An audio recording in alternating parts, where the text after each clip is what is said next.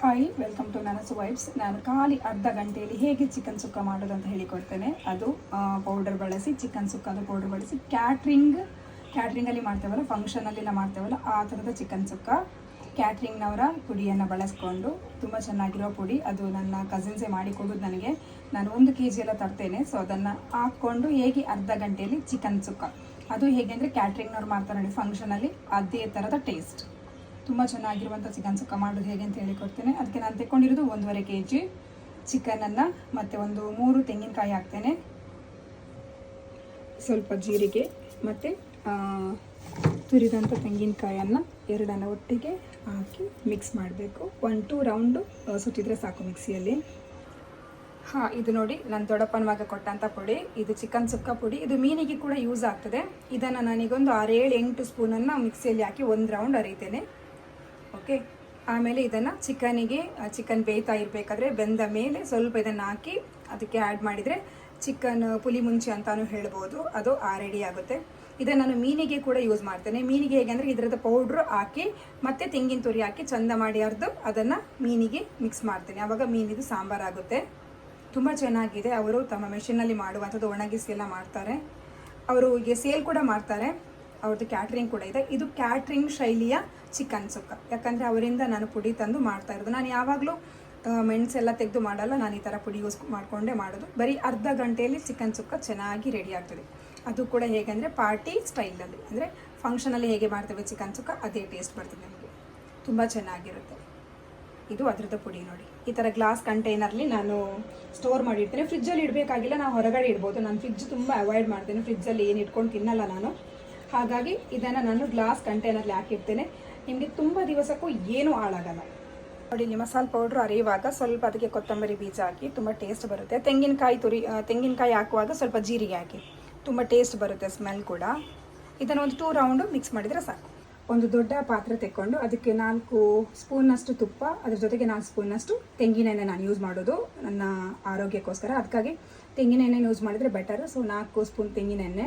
ಮತ್ತು ಇದು ಬಾಸುಮತಿ ಎಲೆ ಅಂತ ಹೇಳ್ತೇವೆ ನೋಡಿ, ಇಲ್ಲಿ ಪುಲಾವ್ ಎಲೆ ಅಂತ ಹೇಳ್ತೇವೆ, ಇದಕ್ಕೆ ಬಾಸುಮತಿ ಎಲೆ ಅಂತ ಕೂಡ ಹೇಳ್ತೇವೆ. ಇದನ್ನು ಹಾಕಿದರೆ ನಿಮ್ಮದು ಚಿಕನ್ ಸುಕ್ಕದ ಸ್ಮೆಲ್ಲೇ ಬೇರೆ. ಇದನ್ನು ನಾನು ಪುಲಾವಿಗೆ ಕೂಡ ಯೂಸ್ ಮಾಡ್ತೇನೆ, ಬಿರಿಯಾನಿಗೆ ಯೂಸ್ ಮಾಡ್ಬೋದು, ಮತ್ತು ಚಿಕನ್ ಸುಕ್ಕ ಮಾಡುವಾಗಲೂ ಕೂಡ ಯೂಸ್ ಮಾಡ್ಬೋದು. ಓಕೆ, ಇದನ್ನು ಕಟ್ ಮಾಡಿ ಹಾಕಿದ್ರೆ ಆಯಿತು. ನೋಡಿದ್ವಿ. ಆಮೇಲೆ ನೀರುಳ್ಳಿಗೆ ನೋಡಿ, ಆಗ ನಾನು ಹಾಕಿದ್ದೇನೆ. ಆಮೇಲೆ ನೀರುಳ್ಳಿಯನ್ನು ಹೀಗೆ ಹಾಕಿದ್ರೆ ಆಯಿತು ಎಣ್ಣೆಗೆ. ಮತ್ತು ಕರಿಬೇವು ಕೂಡ ಇದಕ್ಕೆ ಆ್ಯಡ್ ಮಾಡಬೇಕು. ನೀರುಳ್ಳಿ ಕಂದು ಬಣ್ಣ ಬಂದ ಹಾಗೆ ಚಿಕನನ್ನು ಆ್ಯಡ್ ಮಾಡ್ತಾ ಹೋಗಿ, ಅರಿಶಿನ ಸ್ವಲ್ಪ, ರುಚಿಗೆ ತಕ್ಕಷ್ಟು ಉಪ್ಪು, ಇಷ್ಟನ್ನು ಹಾಕಿ ಚಂದ ಮಾಡಿ ಮಿಕ್ಸ್ ಮಾಡಿ ಸ್ವಲ್ಪ ಹೊತ್ತು ಬೇಯಿಸಬೇಕು. ಸ್ವಲ್ಪ ಸಿಮ್ಮನ್ನು ಕಮ್ಮಿ ಮಾಡಿ